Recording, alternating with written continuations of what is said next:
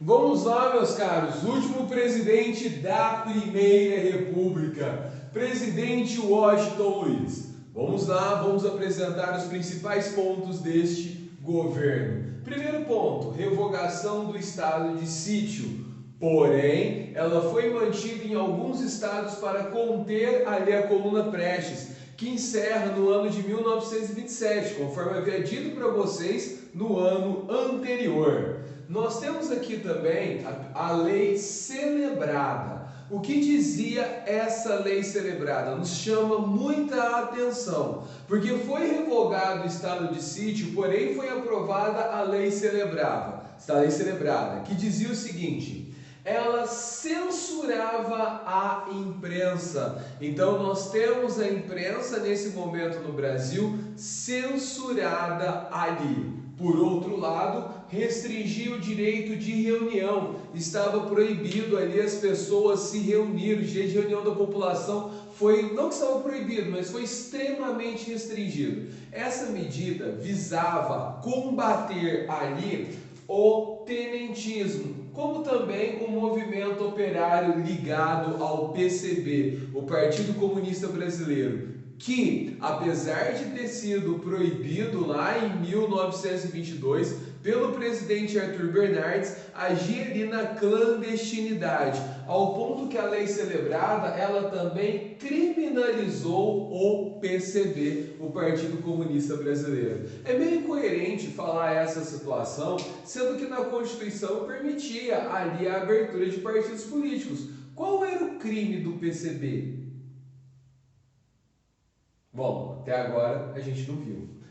Porém, nós tivemos a formação de grupos ali operários, indivíduos que eram dissidentes do PCB, que muitas vezes não estavam ali demonstrando à frente do partido, mas que montaram ali o que foi se formando aos poucos um partido político, né? Então, em primeiro momento, nós temos o Bloco Operário, que depois ali evolui esse bloco operário, apoiou alguns candidatos nas eleições legislativas em 1928 e depois também para o pleito presidencial tinha ali a ideia de lançar o candidato, mas acabou não dando certo e ficou conhecido como Bloco Operário Camponês. Qual era o objetivo desse partido?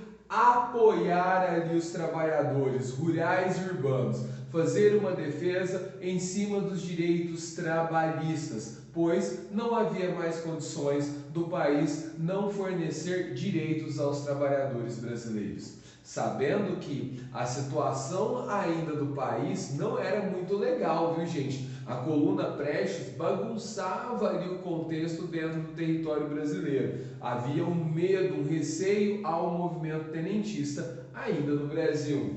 Bom, o PD, Partido Democrático, formado em São Paulo. O que era esse partido? Dissidentes do Partido Republicano Paulista ali formaram um partido político. Ainda eram indivíduos que eram ali ruralistas ali do Vale do Paraíba.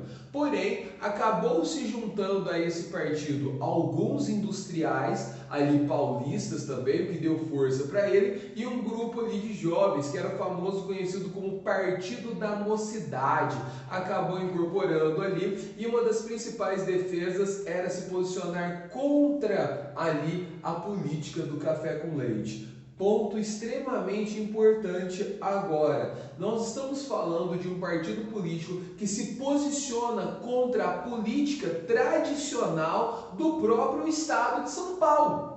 E um partido que não é pequeno e não é fraco. Tem um capital financeiro nele, político, muito interessante.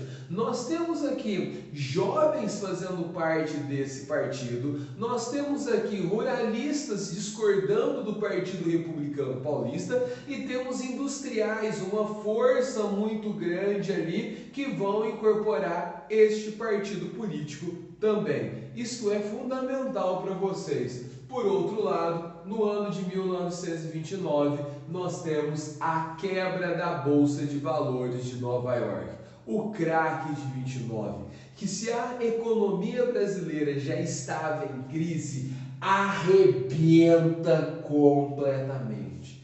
O café já não é mais vendido, o governo que fazia as compras vai se acumulando, o endividamento, empresas vão à falência, desemprego de todos os lados. O Brasil vive um momento péssimo. O governo adotava a medida ali de não intervenção do Estado na economia, pertencente à ideia do liberalismo clássico. O caos explode de todas as formas dentro do Brasil. A economia brasileira, que já estava em ruína, piora a situação. E o presidente da República, Washington Luiz, que deveria fazer a indicação quem seria o seu candidato ali no final do mês, ali no finalzinho de 1929, para as eleições de 1930, não faz, espera. Isso levanta uma série de perguntas. Por outro lado, a oposição encabeçada pelo governador do Rio Grande do Sul já se articulava, formava o que chamava-se de Aliança Liberal. Ali de um lado Getúlio Dornelles Vargas e também como seu vice ali João Pessoa na Paraíba, que ficou uma situação bastante simbólica. A frase, a palavra colocada na bandeira da Paraíba, que tem as cores preto e vermelho, e ali uma fala em negação ao apoio ali solicitado pelo Washington Luiz. Está escrito nego, mas não é nego, é nego. Nego apoio a São Paulo, nego a política do café com leite. Esse ponto é importantíssimo e extremamente intrigante. Bom, com relação ao governo Washington Luiz, estava numa situação muito complicada. Estava aqui principalmente com a crise. Fora isso também, os boatos sobre a vida pessoal do presidente Washington Luiz eram ali suspeitos e acabavam se envolvendo também nas questões políticas. Para que vocês possam ter uma ideia, houve uma situação ali conhecida que o presidente Washington Luiz tinha uma amante, era uma duquesa italiana, e aí ele se encontrou com ela no hotel Copacabana Palace, no Rio de Janeiro. Lá pela madrugada, o presidente foi internado às pressas no hospital do Rio de Janeiro. Segundo o boletim médico, anunciou que ele era vítima de uma apêndice que havia sido agravado. Na realidade, a amante era extremamente ciumenta e havia dado um tiro nele. Não se sabe a razão. 4 dias depois, ela cometeu suicídio. Porém, a conversa ficou insuspeita, mas todo mundo ali não é? Bom, vamos aí para a apêndice ali e tal. Todo mundo tentou botar panos quentes ali.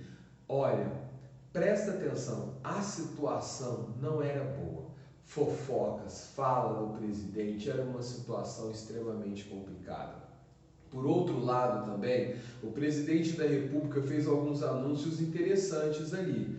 Entre eles, a fala dele que país grande é país que abre estradas, e ele vai fazer a pavimentação na rodovia que ligava São Paulo ao Rio de Janeiro. Na ferrovia não, na estrada, né? Depois virou ali rodovia que liga ali a São Paulo ao Rio de Janeiro. Nesse ponto, há uma questão importante. Esse trajeto todo demorava 33 dias, lá por volta do ano de 1908. Após a pavimentação e principalmente que o Brasil havia importado muitos automóveis ali através de empréstimos que o Brasil havia captado com os Estados Unidos, colocado na mão dos cafeicultores, essa viagem durava apenas 14 horas. Bom, essa é a situação. O Brasil vive um momento de crise. O presidente argumentava sobre os seus feitos, entre eles a pavimentação da estrada. Só tinha isso para oferecer. O restante havia uma insatisfação da população. Essa insatisfação estava ligada ali também à limitação da imprensa, à repressão que a lei celebrada acabava fazendo ao tenentismo, esses militares que eram tidos como heróis. Lembrando, a propaganda deles que ele era a salvação nacional. Porém, crise de 29 arrebenta o país e uma oposição que surge dentro do estado de São Paulo. Vamos para o próximo vídeo para a gente terminar aí esse governo.